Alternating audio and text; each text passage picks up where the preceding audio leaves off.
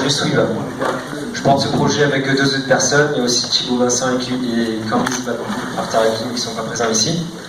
Je suis étudiant entrepreneur accompagné par Pépite, mais également accompagné par Adoxport. Alors, Swiva, c'est quoi? Swiva, c'est une entreprise d'innovation dans le domaine du basketball. Il faut savoir qu'en France, le basketball, c'est 14 millions de femmes, 2,5 millions de pratiquants et 680 000 licenciés. Il faut savoir aussi qu'aux prochains Jeux Olympiques, une nouvelle discipline va y faire son apparition, et c'est le basketball 3 contre 3. Il faut savoir que cette pratique se joue uniquement en extérieur. Mais là, il y a un problème, c'est qu'en extérieur, les infrastructures, elles ne sont pas du tout entretenues. Ce qui fait que, par exemple, au bout de 6 mois, vous allez avoir un beau terrain de basket, mais sans filet. Dû à l'exposition au soleil ou toutes autres intempéries, le filet va tomber. Et là, pour les joueurs de basketball en outdoor, ils vont devoir jouer sur des terrains qui n'ont pas de filet. Et pour faire le parallèle avec un autre sport, c'est comme si vous jouiez au tennis avec uniquement un câble en guise de filet. Tout comme au tennis, au basket, je veux dire, le filet, il permet de ralentir le ballon et d'avoir une meilleure visibilité lors du shoot. Et c'est vraiment un confort de jeu primordial pour les joueurs. Du coup, ce que nous proposons, c'est un arceau avec un filet intégré, adaptable et transportable à tout type de filet, enfin de terrain, pardon. Le mode d'installation est très simple. Il suffirait d'attacher avec un crochet préalablement fourni avec le filet, attacher le filet tout en bas, de manière à former un genre d'entonnoir, d'y poser le ballon au fond, de mettre un panier, de jouer. Une fois que vous voulez récupérer le kit, il suffit d'envoyer le ballon par-dessous pour le faire sortir.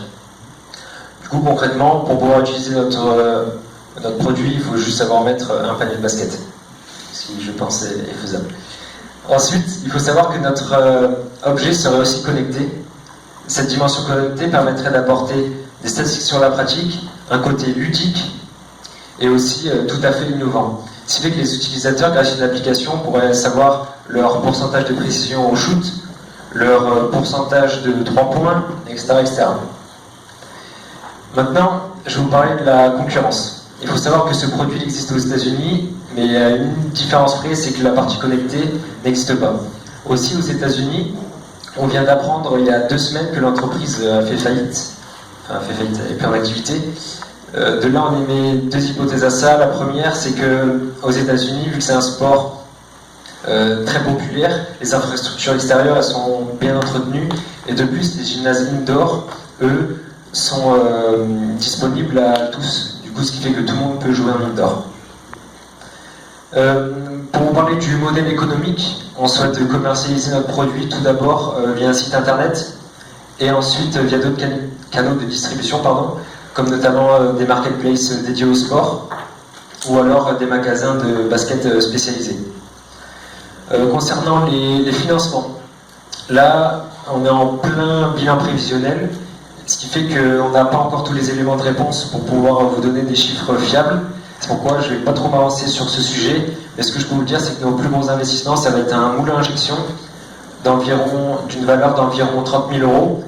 Ensuite, il y aura d'importants frais de communication, et après, forcément, en charges sociales, etc. Pour nos perspectives futures, nous comptons, à moyen terme, nous étendre sur le marché européen. Il faut savoir que l'Espagne, ainsi que pas mal de pays de l'Est, sont des pays où le basket est vraiment populaire, donc il y aurait potentiellement quelque chose à faire. Merci pour votre attention.